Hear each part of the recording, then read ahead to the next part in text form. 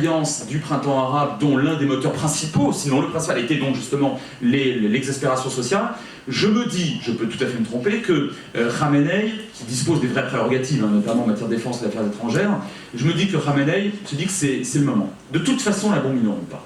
Parce que personne n'en veut, pas seulement Israël, pas seulement les Saoudiens, personne n'en veut. Je rappelle qu'il y a 3 trains de sanctions qui ont été votés au Conseil de sécurité depuis 2006 par tous les membres permanents, Russie et Chine compris, donc on n'est pas du tout dans le scénario syrien. Personne ne veut de la bombe iranienne. Et tant qu'à ne pas l'avoir, autant négocier effectivement l'approche ou l'état du seuil, en contrepartie, donc autant négocier ça en contrepartie, alors évidemment de l'abandon de toutes les sanctions, de la loi d'Amato de 96, etc., et peut-être d'un rôle de co-gendarme dans la région.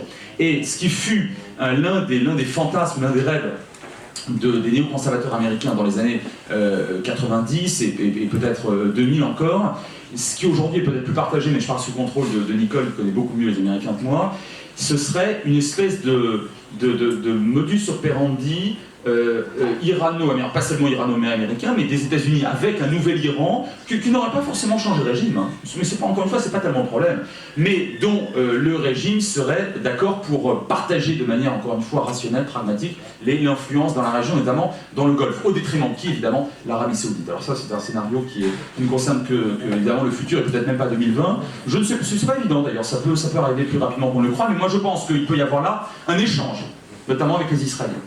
Et à mon avis, Netanyahou, qui est quelqu'un de remarquablement intelligent sur le plan politique, demande beaucoup en ce moment pour obtenir moins par la suite. Pardon, hein, c'est le b.a.-ba de la négociation, autant je crois commerciale que géopolitique depuis toujours.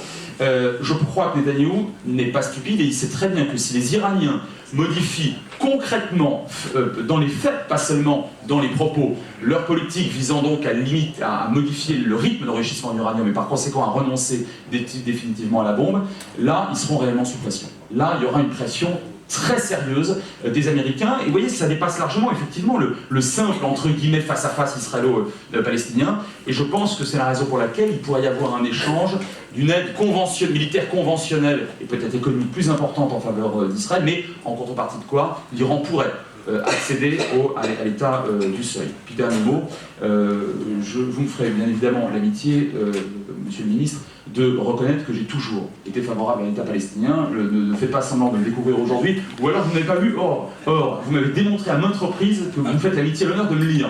Et par conséquent, si je n'étais pas favorable à l'État palestinien souverain, aux côtés d'Israël et évidemment démilitarisé, je ne serais pas ici aujourd'hui.